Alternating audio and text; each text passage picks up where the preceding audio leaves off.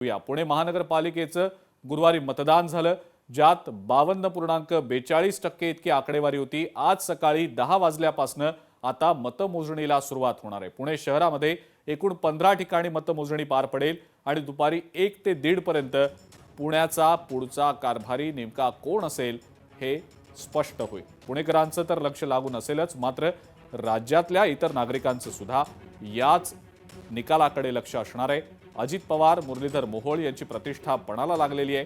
त्याचबरोबर गणेश बिडकर, रवींद्र धंगेकर, वसंत मोरे, प्रशांत जगताप, अमोल बालवडकर, रुपाली ठोंबरे पाटील हे पुण्यातले या सगळ्या पक्षांचे महत्त्वाचे नेते यांची सुद्धा प्रतिष्ठा पणाला लागलेली आहे। संपूर्ण मतमोजणी दरम्यान पोलिसांचा चोख बंदोबस्त हा तैनात करण्यात आलेला आहे आणि याचाच आढावा आमचे प्रतिनिधी अमोल धर्माधिकारी यांनी घेतलाय।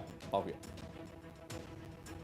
कारभारी कोण होणार याचं उत्तर आज आपल्याला निकालातून मिळणार आहे। आज सकाळी 10 वाजल्यापासून पुणे महानगरपालिकेच्या मतमोजणीला सुरुवात होणार आहे। काल मतदान हे पार पडलं, ज्याच्यामध्ये 52.42% इतकं मतदान झालेलं आहे, जे गेल्या निवडणुकीपेक्षा कमी असलेलं पाहायला मिळतं आणि त्यामुळे पुणेकरांचा मतदानाला अल्प प्रतिसाद मिळाल्याचं सुद्धा आता या आकडेवारीवरून पाहायला मिळत आहे। थोड्याच वेळात आता मतमोजणीला सुरुवात होणार आहे। पुणे शहरामध्ये एकूण 15 ठिकाणं असणार आहे जिथं मतमोजणी केली जाणार आहे। प्रत्येक मतमोजणी केंद्रावरती 3 प्रभागांची एकत्रित मतमोजणी केली जाणार आहे। सध्या आपण सनस ग्राउंड या ठिकाणी आहोत। सगळ्यात महत्त्वाचं म्हणजे प्रभाग क्रमांक 24 मध्ये जे गणेश बिडकर विरुद्ध रवींद्र धंगेकर यांचा मुलगा प्रणव धंगेकर उभा राहिलेला आहे, त्या लढतीकडे, त्या निकालाकडे सुद्धा सगळ्यांचं लक्ष आहे। आणि प्रभाग क्रमांक 9 मध्ये जिथं अमोल बालवडकर यांनी भाजप सोडून ऐनवेळी अजित पवार यांच्या पक्षामध्ये प्रवेश केलेला आहे, तिथं